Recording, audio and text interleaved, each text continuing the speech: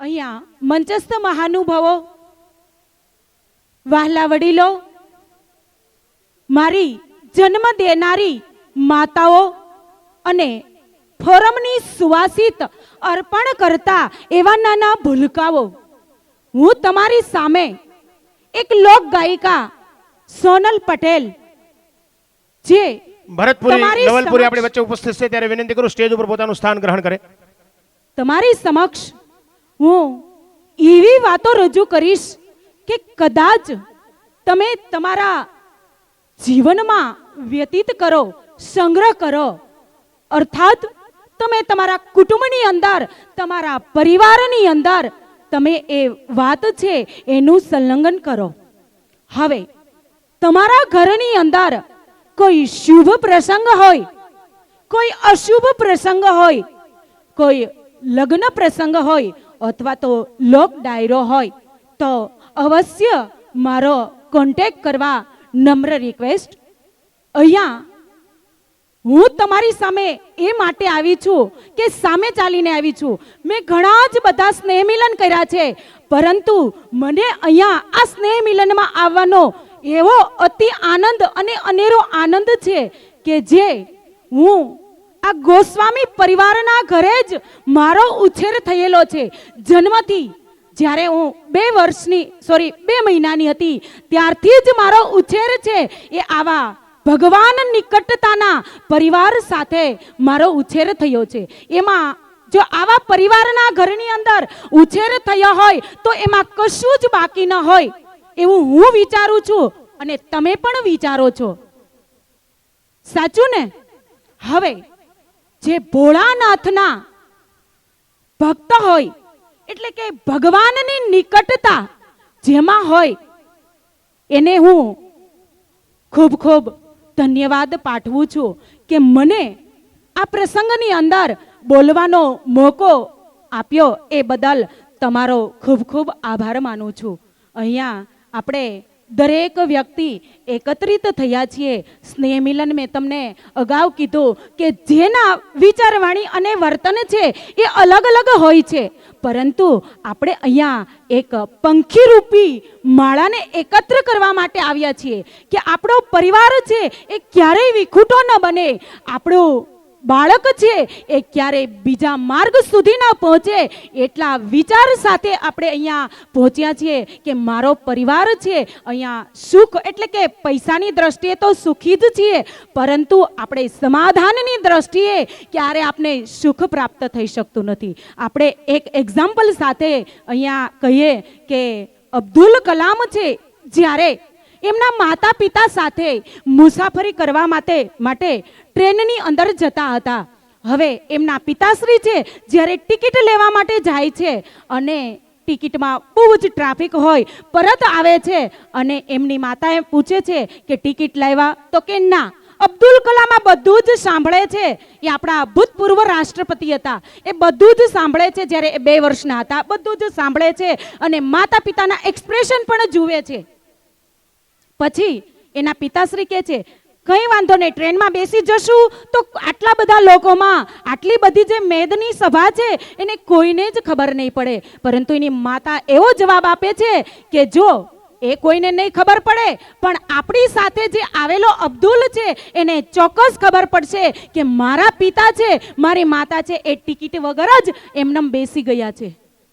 તો બાળકનું ઘડતર છે એ કોઈ સંસ્થાની અંદર, કોઈ સ્કૂલની અંદર નથી થતું, પરંતુ યાદ રાખજો હું એક શિક્ષિકા પણ છું જે સાધના સ્કૂલ હીરાબાગ 11-12માં મારું ક્વોલિફિકેશન છે MA BEd with psychology and social science. હું પણ એક ટીચર છું, હું પણ એક ગાયિકા છું, હું પણ એક હાઉસવાઈફ છું અને હું પણ એક 2 વર્ષના બાળકની માતા પણ છું. એટલે દરેક વ્યક્તિ ધ્યાનથી સાંભળજો કે તમારા ઘરની અંદર જો સવારના શ્લોક બોલાતા હશે તો તમારું બાળક છે એ શ્લોક બોલતા શીખશે. તમારા ઘરની અંદર વેદ ઉચ્ચારણ થતું હશે તો બાળક એ શીખશે. તમારા ઘરની અંદર કોઈ મંત્ર ઉચ્ચારણ થતું હશે, કોઈ સારા સારા ગીત ગવાતા હશે તો બાળક એ શીખશે. પણ મારું જ એક્ઝામ્પલ આપું કે મારું 2 વર્ષનું બાળક છે, એને બોલતા નથી આવડતું પણ એને ગાતા આવડે છે. શું કામ? કે મારા ઘરની અંદર દરરોજ હું 2 કલાકની અંદર રિયાઝ કરું છું અને એના કારણે મારું બાળક છે એ આ ગાતા શીખે છે. એના માટે જ હું કહી શકું છું કે દરેક માતા પિતા એવા સચેત રહે અને એવા સાવધાન રહે કે પોતાના ઘરની અંદર પોતાનું બાળક જે ઉછેરે ને એવો ઉછેર છે કોઈ સંસ્થાની અંદર થતો નથી કે કોઈ સ્કૂલની અંદર થતો નથી. માત્ર માતા છે એ 100 શિક્ષકની ગરજ સારે છે એવું આપણે કહી શકીએ છીએ ને, એ સાચું જ છે. પરંતુ આપણે બાળક માટે આપણે કોઈ જ ટાઈમ નથી. બાળક છે એ જ્યારે આવતું હોય સ્કૂલેથી ત્યારે મમ્મી મમ્મી કરીને દોડતો હોય છે, પરંતુ આપણે એમ કે પહેલા શૂઝ કાઢ, પહેલા સોક્સ કાઢ, આ બધું જ આપણે એને કહીએ છીએ. એની વાત છે એને આપણે ભાંગી પાડીએ છીએ. પરંતુ આવું છે એ ક્યારેય નહીં કરવું જોઈએ કે જ્યારે નાનું બાળક હોય ત્યારે આપણે એને એમ કહેતા હોય કે આમ કરીશ તો હું મારીશ, આમ કરીશ તો હું તને પપ્પાને કહી દઈશ. આવી જો બીક બતાવતા હોઈએ પણ એ જ બાળક જુઓ જ્યારે મોટું થશે ત્યારે એની માતાને એમ જ કહેશે કે દસ્તાવેજમાં સાઈન કરી દે તો જ હું તને મારી સાથે રાખીશ. આપણે જ આપણા બાળકની આંગળી ચીંધામણું છે, આપણા બાળકનું જે વિવેકી ભર્યું વર્તન છે એને આપણે લુપ્ત કરી નાખીએ છીએ. સમાજની અંદર આપણે એને છિન્ન ભિન્ન કરવા તરફ દોરીએ છીએ. પરંતુ જે ઘડતર છે 80% વાતાવરણ છે એ આપણે ઘરની અંદરથી, આપણા પરિવારની અંદરથી જ આપણે પ્રાપ્ત થાય છે. બાકીનું જે વ્યવસાયિક આર્થિક જે શિક્ષણ છે એ સ્કૂલની અંદરથી પ્રાપ્ત થાય છે. હવે સચિન તેંડુલકર છે એને કોઈ એમ નહીં પૂછે કે 10મા ધોરણનું રિઝલ્ટ લાવ. લતા મંગેશકરને કોઈ નહીં પૂછે કે 10મા ધોરણનું 12મા ધોરણનું રિઝલ્ટ લાવ. શું કામ? કે કૌશલ્યની કૃતિ છે એની અંદર વણાયેલી છે. એટલા માટે અહીંયા મારો કહેવાનો ભાવાર્થ એ છે કે તમે તમારા બાળકનું સિંચન તમારા ઘરની અંદરથી કરો. તો આપણે તો એમ જ કહેતા હોઈએ કે અમારે ટાઈમ ન હોય, અમારે બહેનોને ટાઈમ ન હોય, અમારે બધું જ કામ હોય.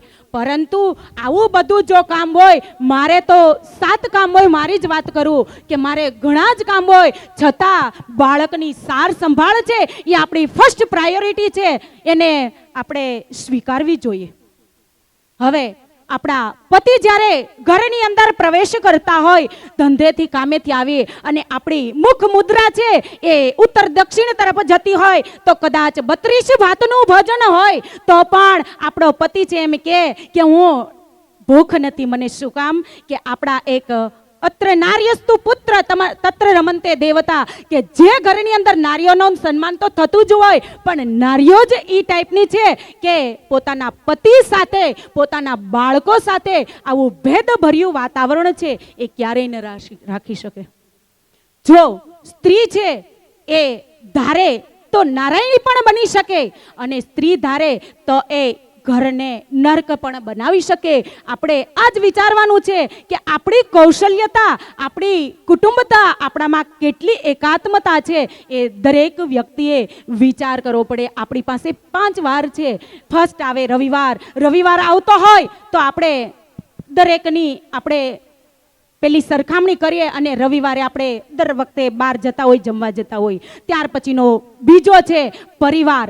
પરિવાર એટલે કે આપણે રવિવાર પણ છે અને આજે આપણો સાથે પરિવાર છે એ પણ આપણે અહીંયા બેઠો છે. ત્રીજું જમણવાર એટલે કે આપણું આ બધું પતશે એટલે આપણું પછી જમણવાર છે. આ 3 થઈ ગયું. ત્યાર પછીનું ચોથું છે વ્યવહાર. વ્યવહારમાં તો આપણે બહુ જ સજાગ છીએ. હવે આ 4 વારની અંદરથી આપણી દ્રષ્ટિ એટલી કૃપાયમાન બની જાય છે કે લોકોને વિચારવાની કળી પણ મળતી નથી. એટલે કે સ્ત્રી છે એને જો પરિવારની સંતુલનતા જાળવતા આવડતું હોય તો આ વડીલો છે એની ઉંમર છે કદાચ 50 નહીં પણ 100 વર્ષ એ જીવી શકે. શું કામ? કે ઘરના એવા આક્રમક વર્તનને કારણે મારા વડીલો છે એ જીવી શકતા નથી. મારી અને તમારા બધા જ પરિવારની વાત છે, તમારા એકની નથી. મારું પણ પરિવાર છે એ એમાં આવી જતું હોય છે. એટલે મારો કહેવાનો એવો ભાવાર્થ છે કે તમારા ઘરની અંદર જે બાળક છે એ કુમળું ફૂલ છે, એ કોરી સ્લેટ છે. તમે જેમ એમાં અંકિત કરશો એવું જ તમારું બાળક થશે. આમાં કોઈ ફેરફાર નહીં થાય. તમે એમ કહો કે એનો છોકરો હોશિયાર છે, તમે તો એવું તો ગર્વ અનુભવતા હોય કે મારો છોકરો 10મામાં ચોરી કરે પણ પકડાય નહીં હો, 12માની અંદર ચોરી કરે પણ પકડાય નહીં હો. આવો ગર્વ અનુભવ છે એ તમે કરતા હોય, પણ એવું કેમ ગૌરવ નથી અનુભવતા કે મારો છોકરો એન્જિનિયર બન્યો, મારો છોકરો ડોક્ટર બન્યો? આવી લાગણી થાય છે કોઈને? નહીં. શું કામ? કે આપણે એને આગળ વધારવા માટે આપણે એને અવરોધરૂપ ઘણી વખત બનતા હોઈએ છીએ કે આવું ન કરાય, આવું કરાય, આવું બધી જ પ્રાયોરિટી છે એમને ઘણી વખત આપતા પણ હોઈએ અને ન પણ આપતા હોઈએ. યાદ રાખજો કે અત્યારે આ બેન જે વાલી દીકરી બોલી ગઈ, અહીંયા ગાવું બહુ સહેલું છે, યાદ રાખજો, પરંતુ અહીંયા 2 શબ્દ બોલવાને એ બહુ અઘરી વસ્તુ છે. એટલે કહેવાનો અર્થ એ છે કે આપને ખબર છે, આપણે સાંભળ્યું જ છે, ગુણા ચારમી કરીને છે, એ બેન જેવડી જ દીકરી છે, પરંતુ એ કેટલી પ્રોત્સાહિત છે કારણ કે એની માતા છે એ મારી યારે બહુ બધા સ્નેહ મિલનમાં એન્કરિંગમાં હોય, સ્પીચ માટે હોય, એટલે એમને ઘણા ટાઈમથી ઓળખું છું. એટલે દરેક વ્યક્તિને પોતાનું જે શુભારંભ છે પોતાના પરિવારની અંદરથી થવો જોઈએ, તો જે વ્યક્તિ છે સમાજ સામે બોલી શકશે, સમાજને આદર સત્કાર કરી શકશે. અને આપણે તો મોબાઈલનો યુગ, એટલે ફટાફટ જમવા બેસાડીએ ત્યારે મમ્મી મોબાઈલ આપી દે, પણ સ્વાદની પણ બાળકને ખબર ન હોય, કોળિયા પછી કોળિયો છે એમને ભરાવતા જઈએ છીએ. સાચું ને? પરંતુ અહીંયા ટર્મન જોન્સ નામનો જે વૈજ્ઞાનિક છે જેમણે એપલ કંપનીની શોધ કરી હતી, સાંભળજો કે જેમણે એપલ મોબાઈલની શોધ કરી હતી એના ઘરની અંદર, એટલે કે સંયુક્ત કુટુંબની અંદર 62 જણાનું જે કુટુંબ છે એમની અંદર એ પરિવાર રહે છે અને એમના ઘરની અંદર 14 વર્ષના, એટલે કે 14 વર્ષથી વધારાના લોકો છે એ ત્યાં રહે છે. પરંતુ એના ઘરમાં નોટ એલાઉડ છે કે મોબાઈલ છે ક્યારે આપવાનો ને શું કામ, કે એ ટીમ્સ જોબ છે એ જ એમ કહે છે કે મેં આખા દુનિયાને મારું દૂષણ તો ફેલાવી દીધું છે, પણ મારા પરિવારને હું આ દૂષણથી વંચિત રાખીશ. શું કામ? કે ખબર છે આનાથી નકારાત્મક વિચારો, નકારાત્મક વલણો, નકારાત્મક એની વિચાર શુદ્ધિ છે એ થઈ શકે છે. હવે હું અહીંયા મારી વાણીને બહુ બધું થઈ ગયું, કદાચ મને 3 કલાક આપશો તો બી મને ઓછી પડશે, એટલે અહીંયા મારા વાણીને વિરામ આપું છું. મને કાંઈ બોલવામાં પેલી ક્ષતિ થઈ હોય તો મને માફ કરી દેજો. જય હિન્દ, જય ભારત.